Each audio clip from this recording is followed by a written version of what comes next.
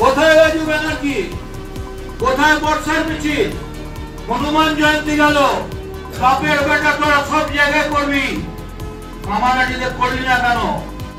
যদি আমরা জিততে পারি, কামারহাটির মাটি থেকে বিজেপির পতাকা পর্যন্ত শেষ পতাকার খবর দিয়ে দেবো। কামারহাটি চ্যালেঞ্জ অ্যাকসেপ্ট করছে, আপনাকে হাইয়েস্ট ভোটে আমরা লিড দেবো এবং তার জন্য যেখানে যা করা দরকার আমরা করবো।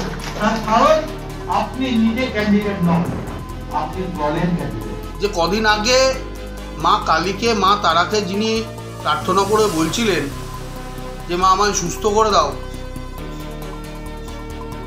সেই মদনদার কি উচিত বিজেপির কর্মীদেরকে এরকমভাবে থ্রেট দেওয়া যে তৃণমূল জিতে গেলে বিজেপির কর্মীদের পতাকা তোলার লোক রাখবো না? এই ধরনের থ্রেট মদনদার মতো একজন সিনিয়র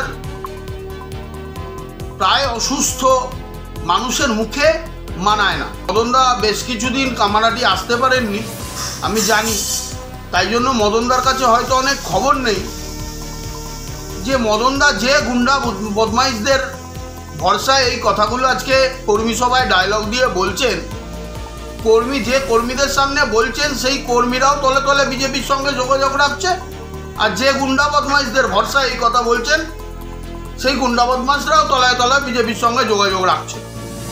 তাই মদনদার এই কথা বলা সাজে না।